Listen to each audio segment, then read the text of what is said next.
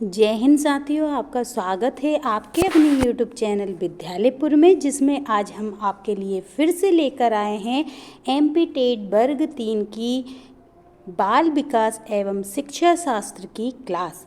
और ये हमारा प्रैक्टिस सेट तीसरे नंबर का है और इसमें हमने लास्ट 2 प्रैक्टिस सेट ले चुके हैं और ये हम 3 ले चुके हैं और ये हमारा 4th नंबर का प्रैक्टिस सेट है। और हम हर प्रैक्टिस सेट में आपको 20 क्वेश्चंस करा रहे हैं और हम आपको बाल विकास के लगभग 500 क्वेश्चंस कराएंगे और फिर उसके बाद हम आपको इसकी मैराथन भी देंगे, जो कि आपके 14 तारीख का जो पेपर है, आपका जो 14 नवंबर से जो पेपर आएगा उससे पहले हम इसकी 150+ क्वेश्चन की एक मैराथन भी लेंगे। और ये जो 500 क्वेश्चन है ये हम अलग से कराएंगे और ये 150 मतलब समथिंग हम आपको 650 क्वेश्चन ज़रूर करा देंगे आपको 14 तारीख तक। और फिर उसके बाद भी ये क्लासेस रहेगी, क्योंकि हमको आपको 1000 क्वेश्चन कराने हैं बाल विकास के। तो ज़रूर इस प्रैक्टिस सेट से आप जुड़े रहिएगा और पूरे प्रैक्टिस सेट्स लगाइए। जिनके आखिरी तक पेपर हैं वो उनके लिए तो बहुत ज़्यादा फ़ायदा होने वाला है, क्योंकि हम आपको जो क्वेश्चंस लेके आए हैं वो सारा आपके सिलेबस से संबंधित है, आपके सिलेबस की थ्योरी के से बनाकर लेके आए हैं। तो आपको ये जो क्वेश्चंस रहेंगे बहुत ज़्यादा फ़ायदेमंद हैं, तो आप ज़रूर पूरे प्रैक्टिस सेट्स लगाइए जो कि बाल विकास एवं शिक्षा शास्त्र से संबंधित हैं।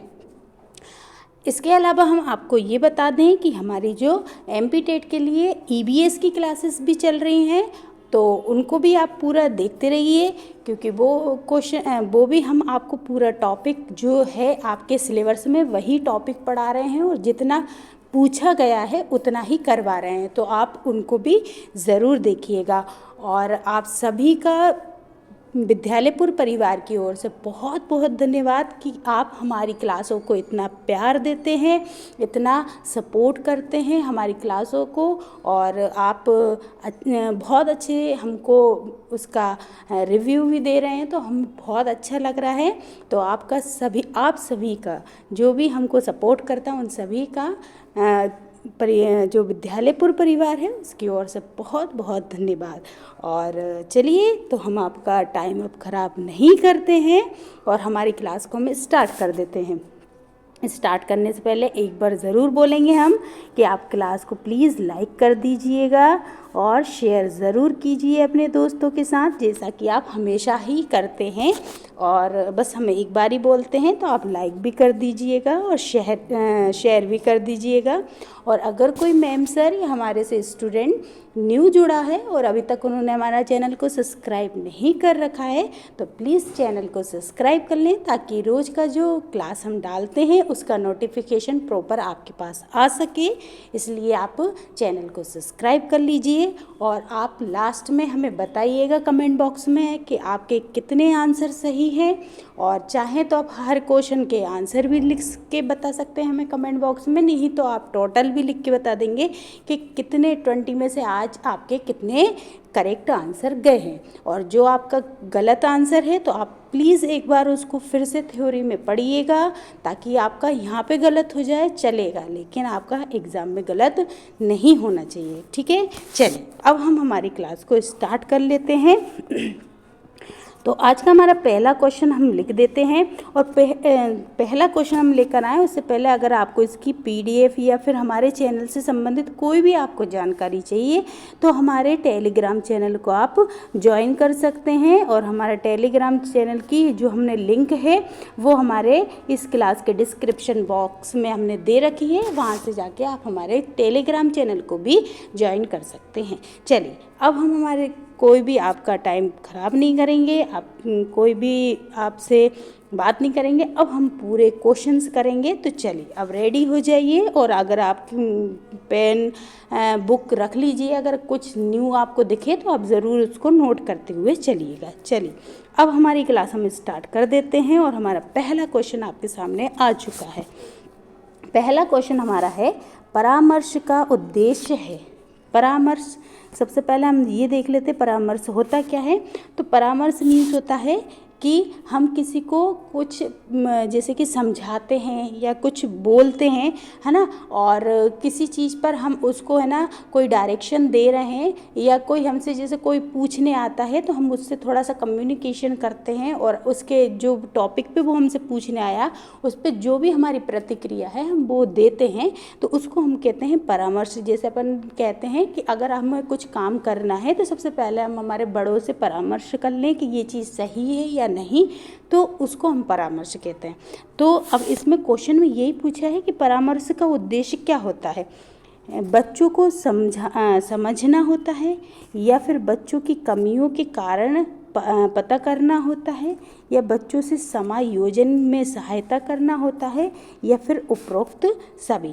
तो इसमें से बताइए, अगर हम परामर्श बच्चों के साथ परामर्श करते हैं तो उसका हमारा उद्देश्य क्या रहेगा कि बच्चों को समझना, बच्चों की कमी का कारण पता लगाना, या बच्चों के समायोजन में सहायता करना, या फिर सभी कारण हो सकते हैं, बताइएगा।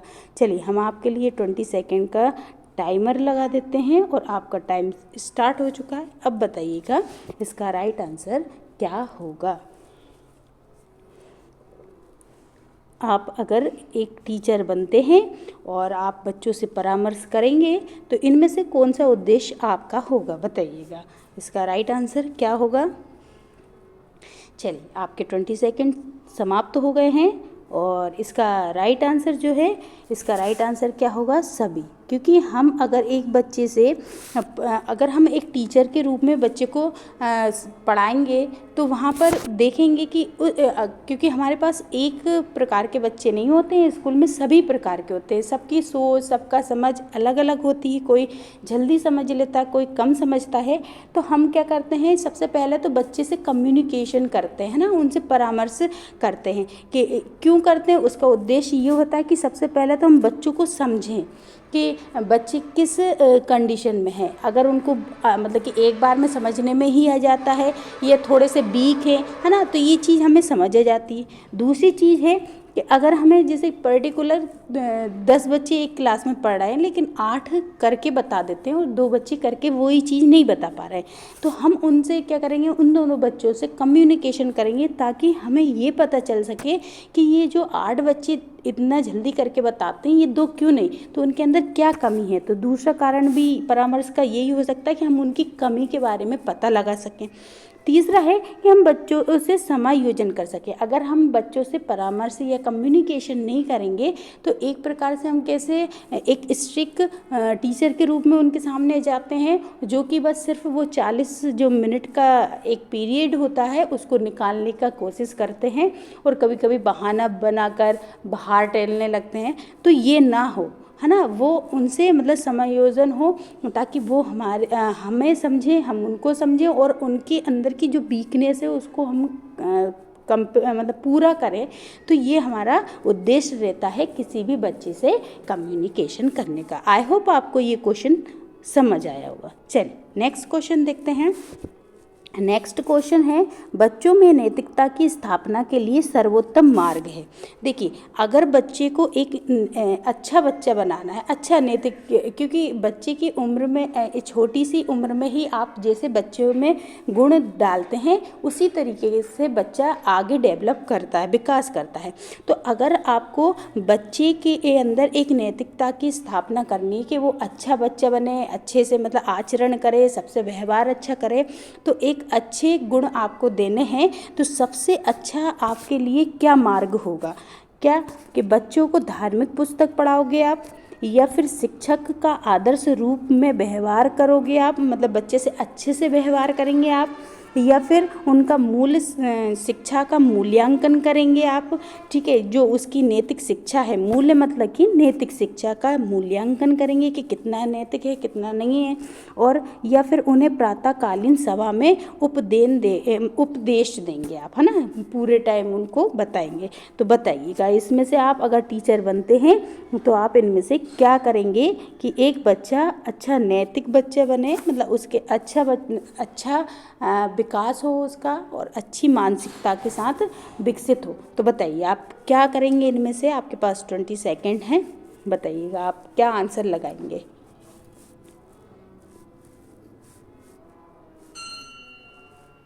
चलिए, आपके 20 सेकेंड्स ख़त्म हो चुके हैं और इसका राइट आंसर क्या है? आई होप आपने इसका राइट आंसर सही लगाया होगा अपने बुद्धि विवेक से। ठीक है, तो इसका राइट आंसर क्या है कि अगर आप एक शिक्षक हैं तो शिक्षक के रूप में आप एक आदर्श व्यवहार करेंगे उनसे। जब आप क्लास में जाएंगे आप उनसे अच्छे से बात करेंगे तो वो क्योंकि सबके घर का माहौल सही मतलब कि एक जैसा नहीं होता है, तो लेकिन अगर बच्चा स्कूल में आ रहा है और सबके साथ एक जैसा व्यवहार हो रहा है तो उसको हर चीज़ में समानता दिखाई देगी, हर चीज़ को वो नियंत्रित करके भी चलेगा। और आप अगर उससे ना गंदी लैंग्वेज में बात करते हो या फिर गंदी तरीके से बात करते हो तो वो भी वैसे ही सीखेगा, क्योंकि वो आपसे ही सीखने आ रहा है। तो अगर आप अच्छे से व्यवहार करेंगे तो वो अच्छा व्यवहार करना सीखेगा, आप गलत व्यवहार करेंगे तो वो गलत तरीके से व्यवहार करना सीखेगा। तो एक शिक्षक के रूप में आप क्या करेंगे? उनसे आदर्श व्यवहार करेंगे, जो कि एक बच्चे की नैतिकता में की स्थापना करने में एक अच्छा मार्ग आपको मतलब एक अच्छा मार्ग बनेगा, ये सर्वोत्तम मार्ग कहलाएगा। ठीक है, चलिए नेक्स्ट क्वेश्चन देख लेते हैं। नेक्स्ट क्वेश्चन है शिक्षा में फ्रोबेल का महत्वपूर्ण योगदान। फ्रोबेल एक कौन है? मनोवैज्ञानिक है। ठीक है, अब ये शिक्षा में इन्हें फ्रोबेल ने एक महत्वपूर्ण योगदान दिया है। तो उनमें से किस चीज़ का मतलब, इनमें से जो ऑप्शन है इनमें से एक चीज़ जो है वो फ्रोबेल की देन है, तो वो बताइए क्या है? कि व्यावसायिक स्कूल या फिर पब्लिक स्कूल या गार्डन या फिर लैटिन स्कूल, बताइएगा कौन सा इसका राइट आंसर हो जाएगा। आपके पास 20 सेकेंड्स हैं। चलिए पहले आप इसका आंसर बताइएगा और फिर क्योंकि इससे रिलेटिव हम आपको और भी फैक्चुअल चीज़ें बताएंगे, क्योंकि हो सकता है ये क्वेश्चन आ जाए, क्योंकि ये एक पर्टिकुलर वर्ड से संबंधित है तो ये हो सकता है आ जाए। तो इसलिए हम थोड़ा सा इसमें डिटेल भी आपको बता देंगे। अगर आपके पास नहीं होगा तो आप यहाँ से नोट डाउन कर लीजिएगा। लेकिन इसका आंसर बताइए, शिक्षा में फ्रोबेल का महत्वपूर्ण योगदान था। उन्होंने किस चीज़ का विकास बोला? तो चलिए आपका टाइम समाप्त होता है। और इन्होंने किस चीज़ के बारे में बोला था? किंडरगार्टन। अब देखिए किंडरगार्टन क्या होता है, सबसे पहले हम थोड़ा सा आपको इसके बारे में जानकारी दे देते हैं ताकि आप अच्छे से इसको कर सकें। ठीक है, चलिए देखो सबसे पहले हम देख लेते हैं फ्रोबेल कौन है। तो फ्रोबेल एक जर्मन वैज्ञानिक हैं। कौन है? एक जर्मन शिक्षक है। ठीक है, जर्मन शिक्षक है। और इन्होंने है ना क्या कहते हैं, सबसे पहला जो किंडरगार्टन मतलब पहला किंडरगार्टन जो स्कूल है ये कहाँ पर बना था? तो किंडरगार्टन स्कूल भी जर्मन में बना पहला। एक सेकंड रुकिएगा, पहला स्कूल ये वाला कहाँ पर बना था? तो जर्मन में बना था। ठीक है, अब ये जर्मन में बना था और इसमें है ना क्या कहते हैं, इसका अर्थ क्या होता है किंडरगार्टन का? इसका अगर जर्मन में अर्थ देखें तो इसका मीनिंग क्या होगा? इसका जर्मन में अर्थ क्या है इसका? क्योंकि ये जर्मन शिक्षक थे, इन्होंने बनाया, तो जर्मन में इसका अर्थ निकलता है बच्चों का बगीचा।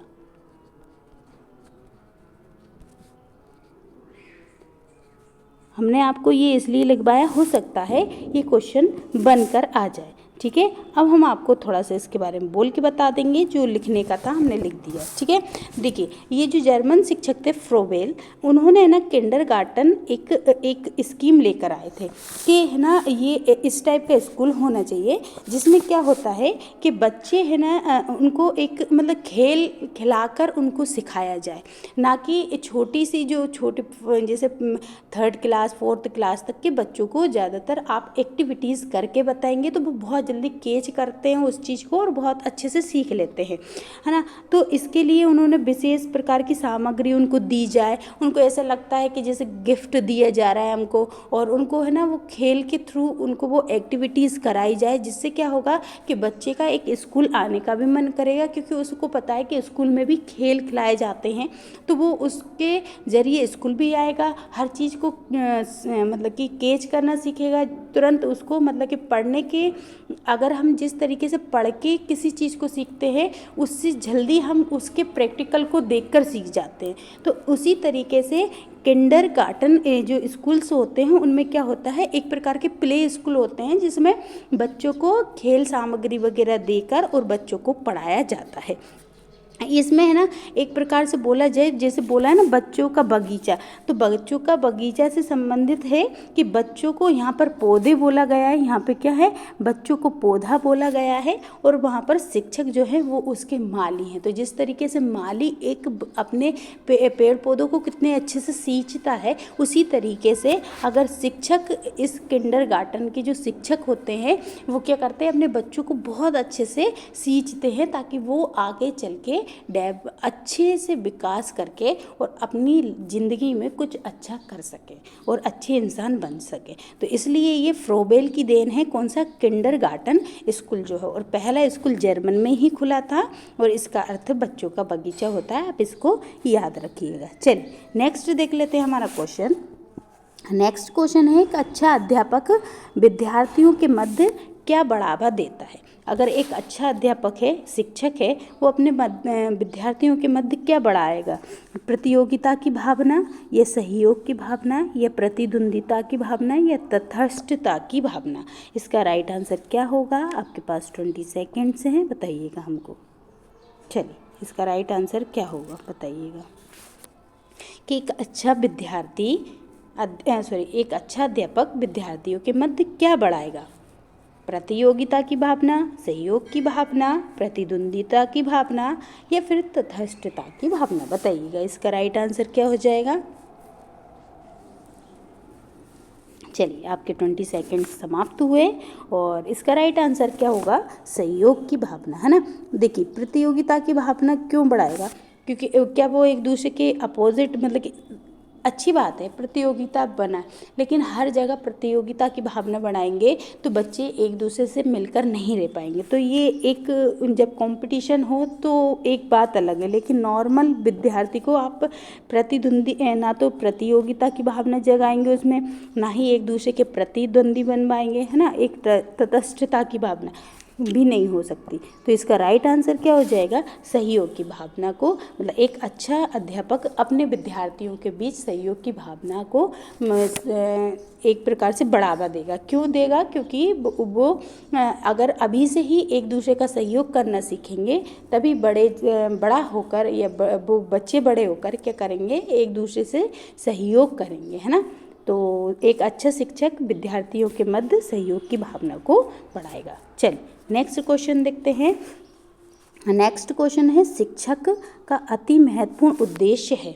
अब देखिए शिक्षक क्यों होते हैं, शिक्षक क्यों बनाए गए हैं या शिक्षक क्यों बनते हैं, उसका एक महत्वपूर्ण उद्देश्य होता है।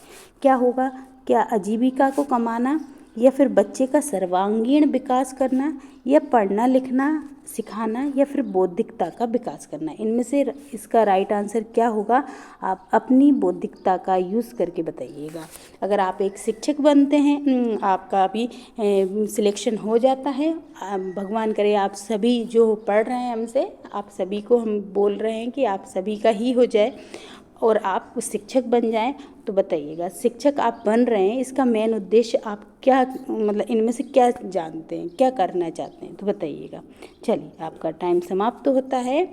तो इसका राइट आंसर तो हो जाएगा क्या, बच्चे का सर्वांगीण विकास, मतलब बच्चे का हर तरफ से विकास हो, चाहे वो शारीरिक हो, मानसिक हो, बौद्धिक हो, व्यक्तिगत हो, हर प्रकार से उसका विकास करना, है ना। ये एक शिक्षक का सबसे ज़्यादा इम्पोर्टेंट एक ऑब्जेक्ट होता है, एक उद्देश्य होता है कि वो जिस बच्चे को पढ़ा रहा है उसका क्या हो, सर्वांगीण विकास हो। ठीक है, चलिए नेक्स्ट क्वेश्चन देख लेते हैं। हमारा नेक्स्ट क्वेश्चन है कि इनमें से दो चीज़ ऐसा क्या है जो कि विशिष्ट अन्योन्य क्रिया का परिणाम विकास की विविध मार्गों और निष्कर्षों के रूप में हो सकता है। इनमें से क्या है, या तो वंशानुक्रम और पर्यावरण की विशिष्ट अन्योन क्रिया का परिणाम विकास होगा, या फिर चुनौती और सीमाओं की अन्योन क्रिया का परिणाम विकास होगा, या फिर स्थिरता या परिवर्तन की अन्योन क्रिया का परिणाम विकास होगा, या खोज या पोषण। तो इनमें से किन दो क्रियाओं की मतलब दो के अन्योन क्रिया का परिणाम विकास के विविध मार्ग हो सकते हैं? बताइएगा, इसका राइट आंसर क्या होगा। चलिए, आपके पास 20 सेकेंड्स हैं। बताइए कि किन दो क्रियाओं की अन्योन क्रिया का परिणाम विकास के विविध मार्ग और निष्कर्ष के रूप में हो सकता है? बताइएगा, इसका राइट आंसर क्या होगा।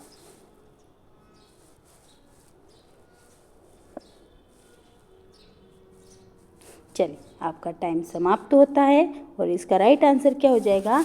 वंशानुक्रम और पर्यावरण। देखिए, वंशानुक्रम तथा पर्यावरण की जो विशिष्ट अन्योन क्रिया होगी उसी के परिणाम से क्या होता है? विकास के अलग अलग मार्ग और निष्कर्ष निकलते हैं। तो वंशानुक्रम भी हो और पर्यावरण, दोनों से मिलकर, है ना, इन दोनों की क्रिया से ही क्या होता है, उसकी परिणाम स्वरूप हम क्या कर सकते हैं? विकास के अलग अलग मार्ग खोज सकते हैं और विकास के लिए एक अच्छा निष्कर्ष भी निकाल सकते हैं।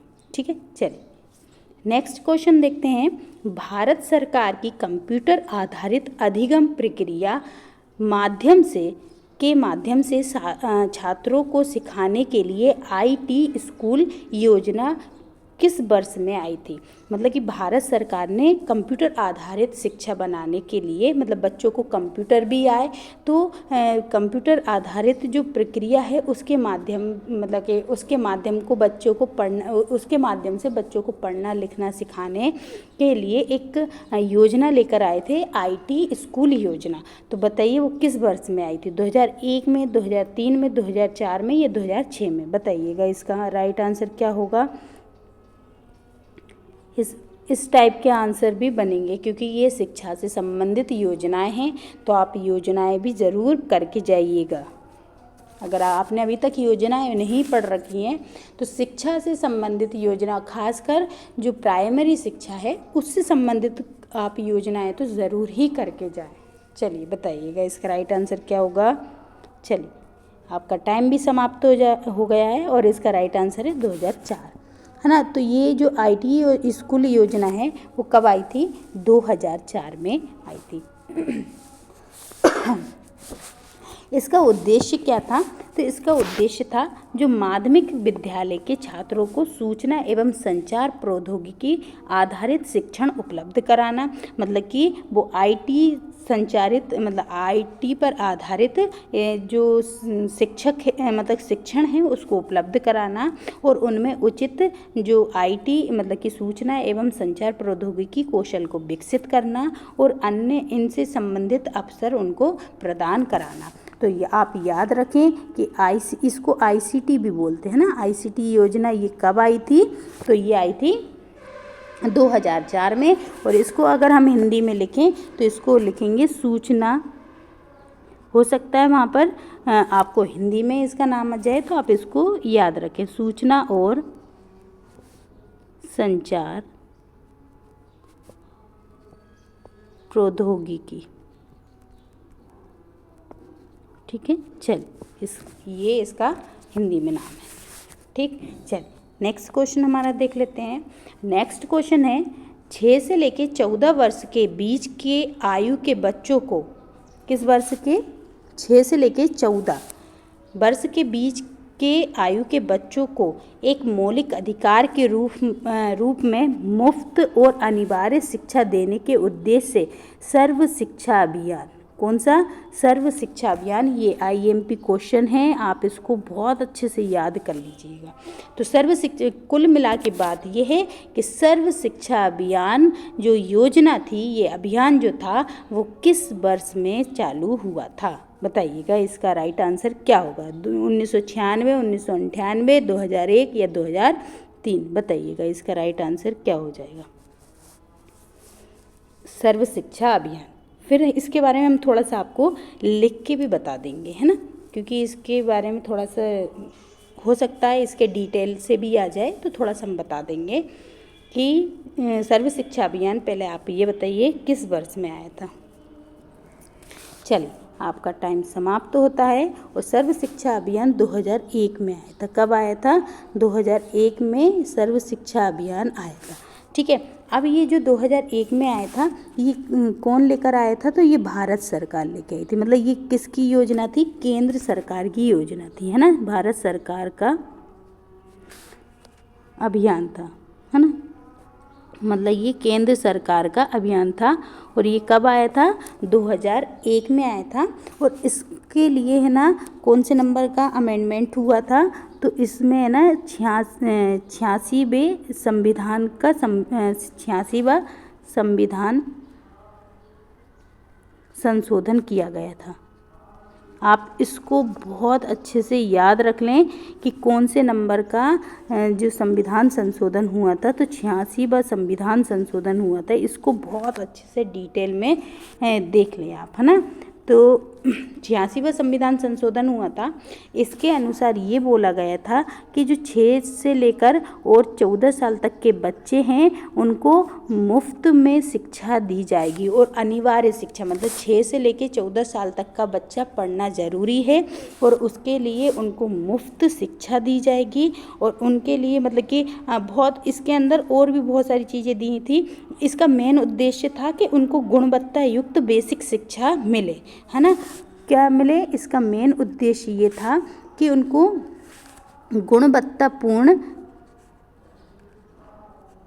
गुणवत्तापूर्ण बेसिक शिक्षा देना।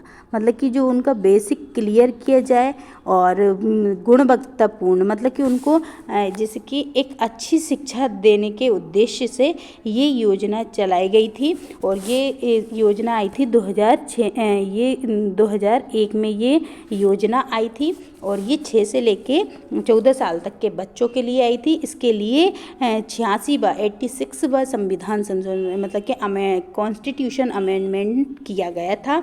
और ये भारत सरकार ने किया था। इसमें और भी प्रावधान थे, जैसे कि जिस बच्चा जिस परिसर में पढ़ रहा है वहाँ पर पानी की सुविधा अच्छी हो, है ना, उसको हर एक चीज़ जो बेसिक चीज़ें हैं वो भी मिलें। और वहाँ पर सेपरेट टॉयलेट्स की जो है वो भी सुविधा भी हो। ठीक है। इसके अलावा उनके है ना क्लस्टर संसाधन केंद्र हों, ब्लॉक संसाधन केंद्र हो, जो बीआरसी वगैरह होती है ना वो होनी चाहिए। बाल मनोविज्ञान और नैतिक शिक्षा, मतलब हर चीज़ उनको वहाँ पर मिलनी चाहिए 6 से लेकर 14 साल तक के बच्चों को। और ये सब कुछ उनको मुफ्त में मिलना चाहिए। तो यही उद्देश्य था किसका? सर्व शिक्षा अभियान, जो एक अभियान भारत सरकार ने चलाया 2001 में। इसका मेन उद्देश्य था कि जो 6 से लेकर 14 साल तक के बच्चों को गुणवत्तापूर्ण बेसिक शिक्षा मिले और वो भी मुफ्त अनिवार्य मिले। ठीक है। चलिए, अब देख लेते हैं हमारा नेक्स्ट क्वेश्चन। और नेक्स्ट क्वेश्चन हमारा है कि राज्य स्तरीय गुणवत्तापूर्ण शिक्षा के लिए पाठ्यक्रम ढांचा राष्ट्रीय अध्यापक शिक्षक परिषद द्वारा किस वर्ष में निकाला गया था? एक राष्ट्रीय अध्यापक शिक्षक परिषद होती है, उसने है ना क्या कहते हैं शिक्षा के लिए एक पाठ्यक्रम ढांचा निकाला था, है ना, कि इस सिलेबस के हिसाब से बच्चों को पढ़ाया जाए, तभी उनके अंदर वो गुणवत्तापूर्ण शिक्षा उनको मिलेगी। तो बताइएगा कि ये जो पाठ्यक्रम का जो ढांचा था वो किस वर्ष में इन्होंने निकाला था? किसने? राष्ट्रीय अध्यापक शिक्षा परिषद ने। तो बताइएगा इसका राइट आंसर क्या होगा? 1990 में निकाला था, 92 में निकाला था, 98 में या फिर 96 में? तो इसका राइट आंसर क्या होगा? आप बताइए। आपको 20 सेकेंड इसके मिल रहे हैं, बताइएगा राइट आंसर क्या होगा इसका।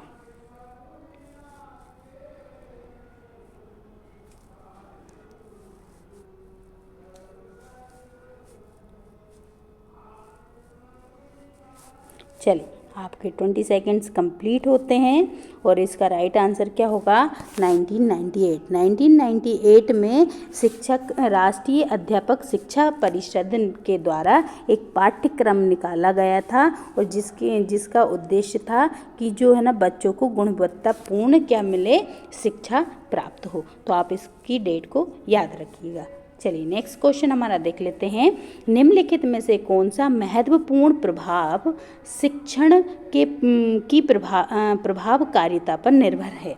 मतलब इनमें से कौन सा महत्वपूर्ण एक प्रभाव है जो कि एक शिक्षण मतलब कि जो जिस बच्चे को ये शिक्षा दी जा रही है उस पर प्रभावकारिता पर उसकी निर्भर करेगा।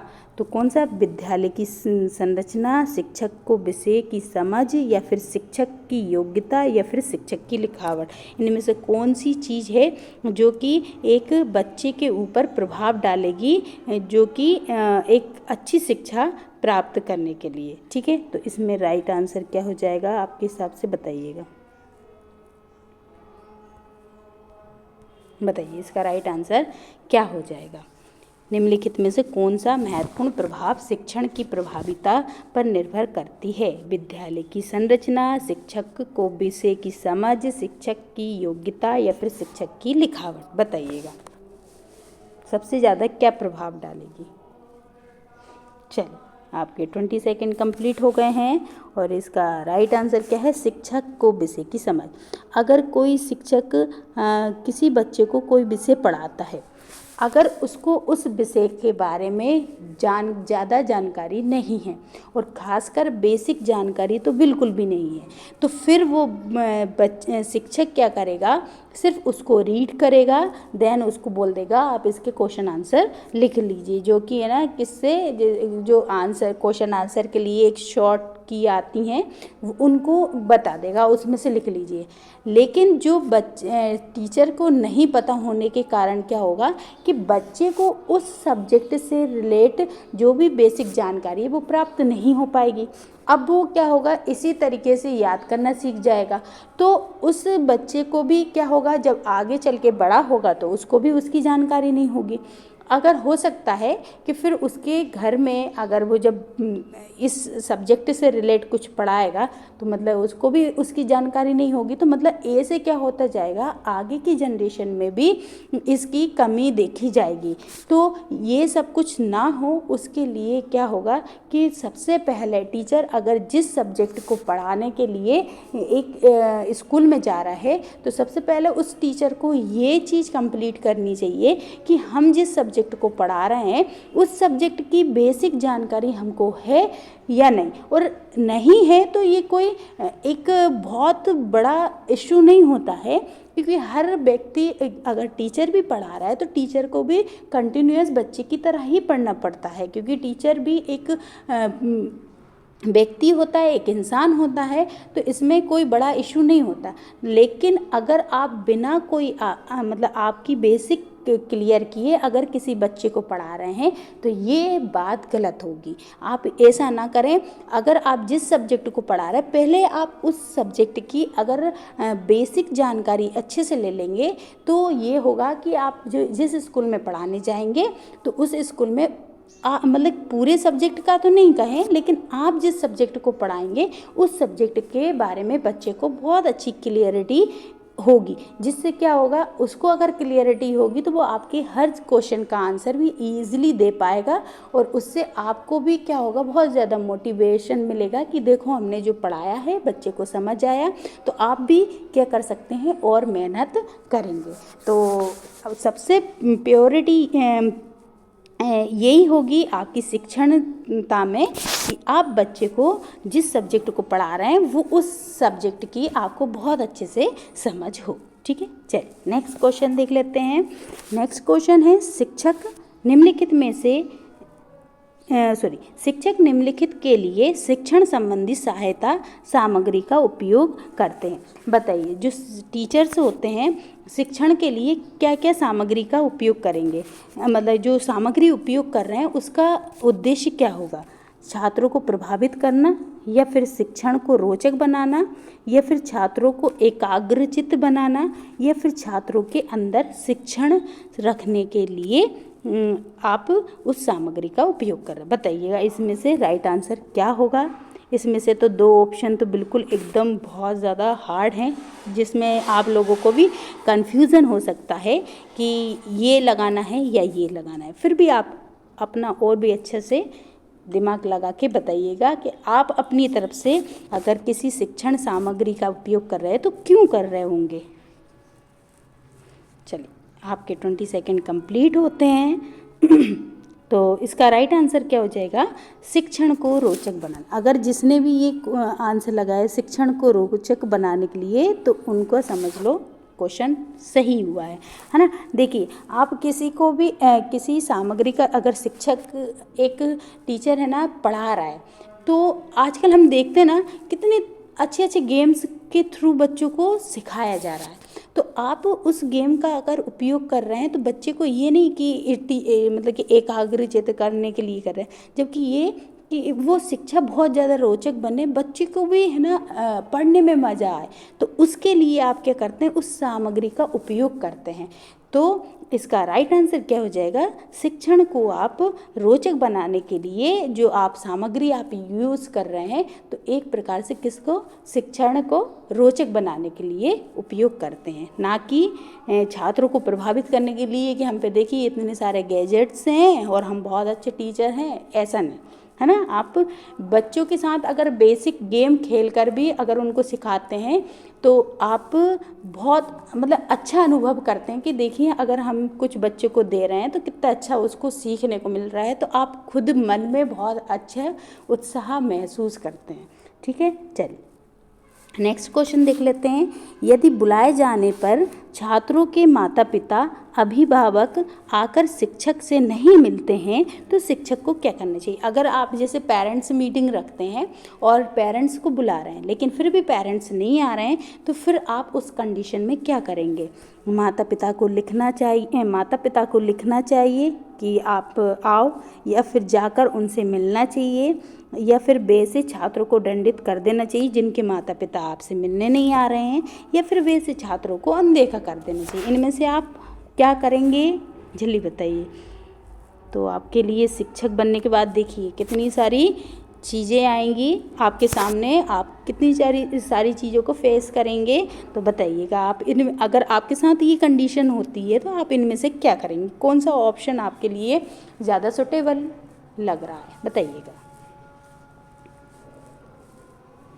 चलिए, आपके 20 सेकेंड्स हो चुके हैं और इसका राइट आंसर क्या होगा, जाकर उनसे मिलेंगे, है ना। उनको आप माता पिता को लिखना चाहिए, ऐसा नहीं करके आप अगर आपका स्कूल वहीं आसपास कहीं है और उस बच्चे का घर भी आसपास है, तो आप जाएं और उनसे मिलें और उनकी कंडीशन पूछें, क्यों नहीं आ रहे हैं, क्या कारण है ना। तो ये आपके लिए सबसे अच्छा ऑप्शन होगा कि आप जाकर उनसे मिलें। ठीक है, चलिए नेक्स्ट क्वेश्चन देख लेते हैं।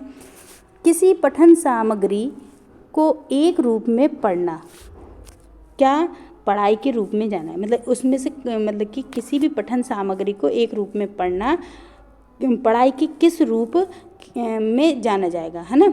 तो बंटित या सामूहिक या अंतर्लित या इनमें से कोई नहीं, बताइएगा इसका राइट आंसर क्या होगा।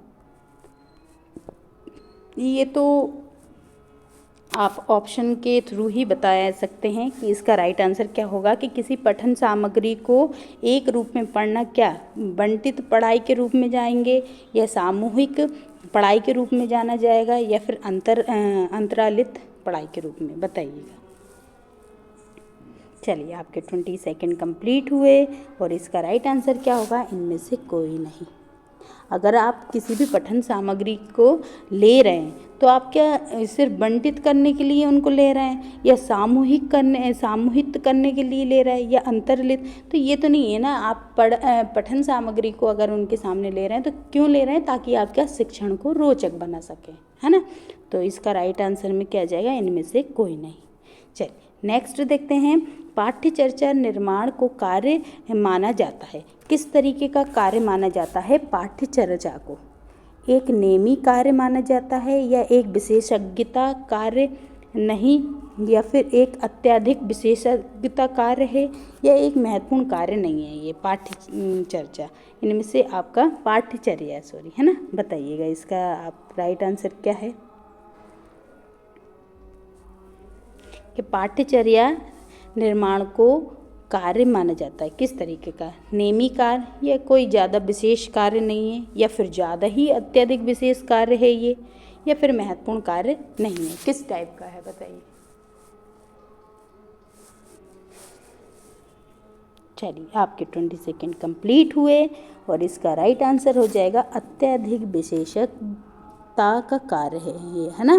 क्योंकि पाठ्यचर्या करना मतलब किसी पाठ्य पे चर्चा करना। आप देखिए इसका मतलब ये है कि जब आप कोई सब्जेक्ट पढ़ाते हैं तो आप जैसे चैप्टर वाइज है तो आप चैप्टर में डायरेक्ट उसको आंसर जाके लिख पाएंगे सबसे पहले, या फिर उस चैप्टर को समझाएंगे उनको। तो चैप्टर को समझाना क्या ज़रूरी है या नहीं है, तो उस हिसाब से तो इसका मतलब है ये चैप्टर को समझाना, है ना।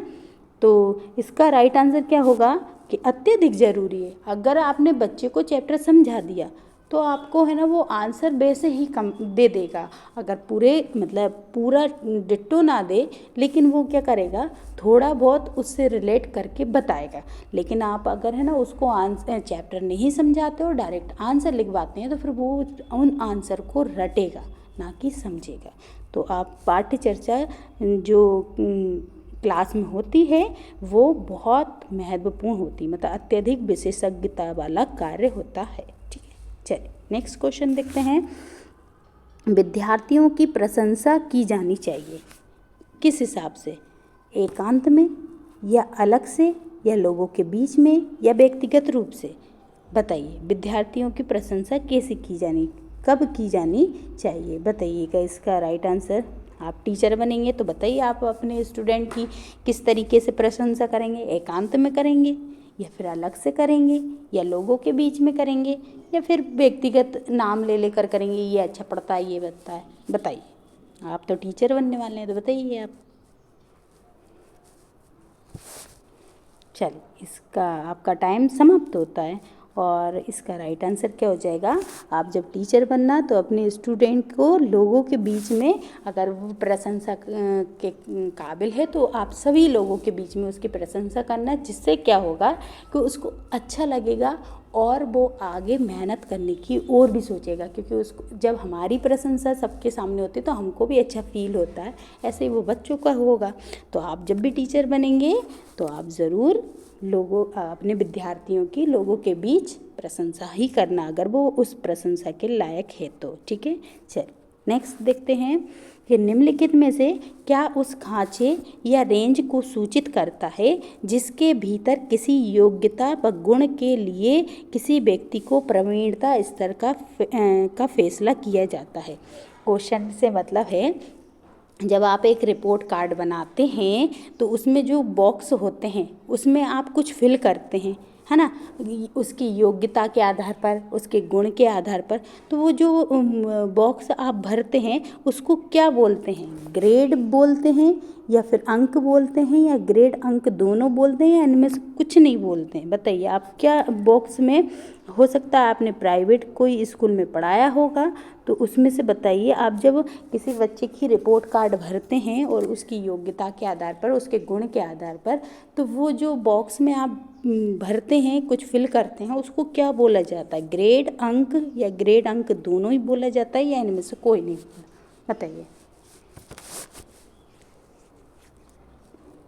चलिए आपके 20 सेकेंड कंप्लीट हुए और इसका राइट आंसर क्या हो जाएगा, तो इसका राइट आंसर हो जाएगा ग्रेड, है ना। आप ग्रेड देते ना, A grade, B grade, A+, B+, कि ये इतना अच्छा है, इसके अच्छे गुण हैं, मतलब ये अच्छे से व्यवहार करता है, उसमें कौन सी ग्रेड। अंक तो देते ही नहीं हम क्या देते हैं, उसके गुणों पर ग्रेड देते हैं। तो आप इसको याद रखिए, अंक मत लिख दीजिए, नहीं तो आप सोचो कि ग्रेड अंक दोनों हैं, हम तो दोनों देते हैं, दोनों रख दो, तो ये गलत होगा। ग्रेड ही बोला जाता है जब हम किसी बच्चे के उसकी योग्यता और गुण के आधार पर हम A देते हैं, अंक नहीं देते कि इसको 20 मार्क्स दे दिए 18, ये नहीं देते, हम उसको ग्रेड देते हैं। तो आप इसको याद रखिए, ग्रेड दी जाती है। नेक्स्ट देखते हैं, अनुसंधान से पता चलता है कि हमारी पढ़ाई का कितना प्रतिशत हिस्सा दृश्य और श्रवण अंगों के माध्यम से ग्रहण किया जाता है। मतलब कि जब हम पढ़ाई करते हैं तो हमारा अगर पूरा एनालाइज किया जाए तो एनालाइज करने पे हमें कितना प्रतिशत लगेगा कि हमने है ना कुछ चीज़ देखकर सीखी है और कुछ मतलब देखकर और सुनकर सीखी है।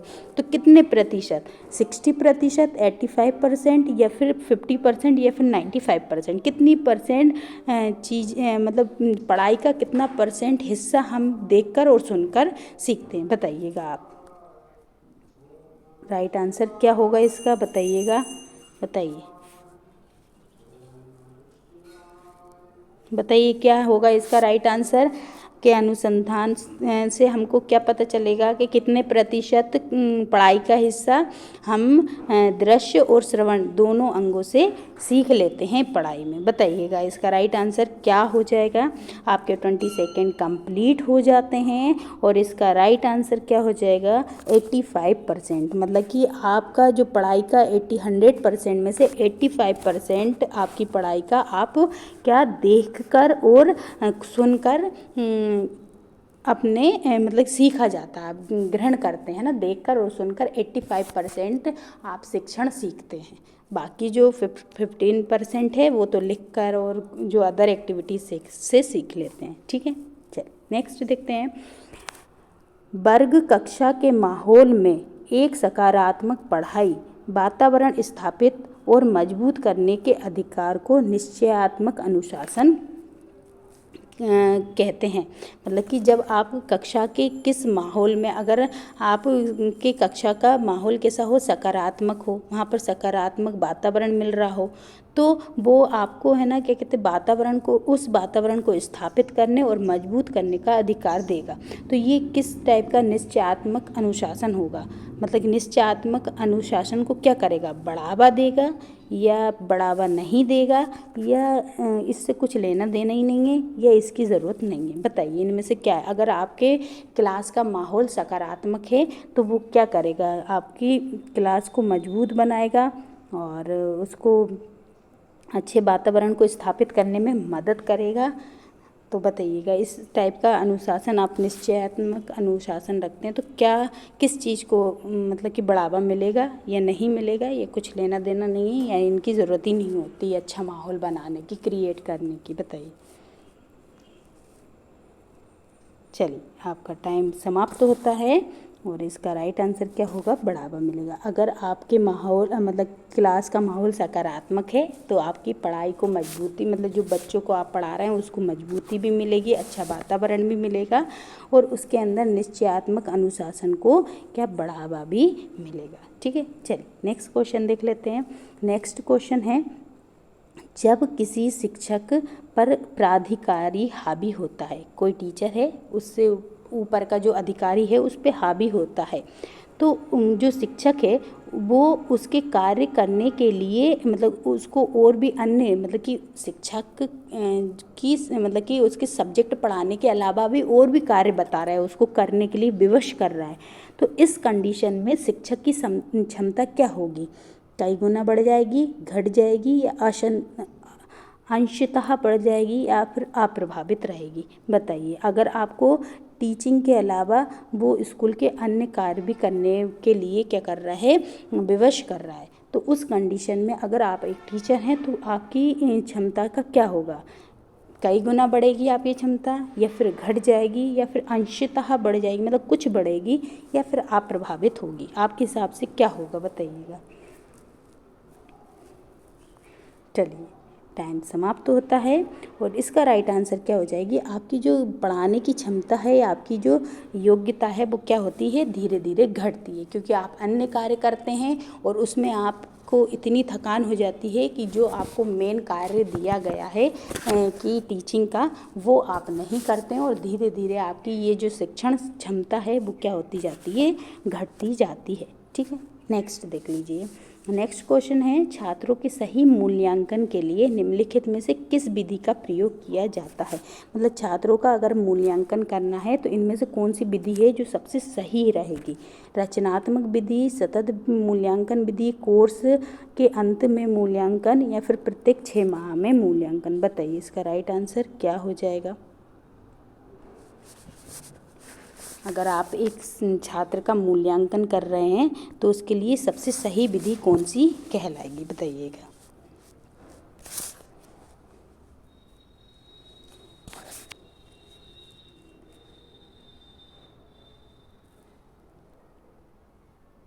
चलिए आपका टाइम समाप्त होता है और इसके लिए राइट आंसर क्या होगा, सतत मूल्यांकन। अगर किसी बच्चे का मूल्यांकन करना है आपको तो आप हर 6 महीने में करेंगे तो वो 6 महीने में आप उसके 6 महीने का इतना सारा आपको रहेगा, लोड रहेगा, तो आप 6 महीने में से क्या करेंगे, कुछ महीने का करके और छोड़ देंगे, मतलब आप पूरा प्रॉपर उसको नहीं देख पाएंगे। फिर कोर्स के अंत में करेंगे तो फिर तो और भी हमें पता, अगर उसके बीच में कुछ कमी थी तो फिर हम तो उसको है ना उस कमी को पूरा ही नहीं कर पाएंगे, क्योंकि हमने कोर्स के अंत में देखा, फिर पूरा कोर्स थोड़ा ना उसको पढ़ाएंगे। तो और फिर उसके बाद रचनात्मक मूल्यांकन तो कर ही नहीं सकते, तो इसलिए हम कैसा करते हैं, सतत मूल्यांकन, मतलब रोज़ रोज़ थोड़ा थोड़ा उसके अंदर मूल्यांकन करते रहेंगे। अगर हमको 1-2 दिन में दिख रहा है कि इसमें ये चीज़ कमी है तो हम उस क्योंकि 1-2 दिन का वर्क क्या होगा, कम होगा, तो इसलिए हम उसको उसके कमी को तुरंत मतलब पूरा कर सकते हैं। लेकिन अगर आप बड़े टाइम के बाद उसका मूल्यांकन करेंगे तो फिर आपको इतना सारा जो वर्क लोड रहेगा वो उसको आप कंप्लीट नहीं कर पाएंगे। इसलिए अगर बच्चे का सही से मूल्यांकन करना है तो उसका सतत मूल्यांकन ही करना होगा। तो आज के हमारे क्वेश्चन कंप्लीट हुए। आज हमारा 4th नंबर का जो है प्रैक्टिस सेट कंप्लीट हुआ और हमारे 80 क्वेश्चन हो चुके हैं। हमारी अगली क्लास में हमारे 100 क्वेश्चन कंप्लीट हो जाएंगे। तो आज की हमारी क्लास कैसी लगी और आज के हमारे क्वेश्चन कैसे लगे, आप हमें ज़रूर कमेंट बॉक्स में लिखकर बताइएगा। आपके कितने क्वेश्चन सही हुए। जाते समय क्लास को लाइक करके जाइएगा, शेयर कर दीजिएगा, और अभी तक आपने चैनल को सब्सक्राइब नहीं कर रखा है तो चैनल को सब्सक्राइब ज़रूर कर लीजिएगा। और आप भी क्वेश्चन को लगाइएगा। हर एक क्वेश्चन का आप कमेंट बॉक्स में आंसर भी दे सकते हैं, क्वेश्चन का नंबर लिखकर, या फिर आप टोटल हमको नंबर बताइएगा कि आपने कितने क्वेश्चन सही किए हैं। तो आज के हमारे क्वेश्चन कैसे लगे ज़रूर हमें कमेंट बॉक्स में लिख के बताइएगा। और हमें इतना सपोर्ट करने के लिए बहुत बहुत धन्यवाद। क्लास को शेयर करते रहिएगा, लाइक कर दीजिएगा। फिर कल मिलते हैं अगले क्वेश्चन के साथ। तब तक के लिए सभी को जय हिंद साथियों।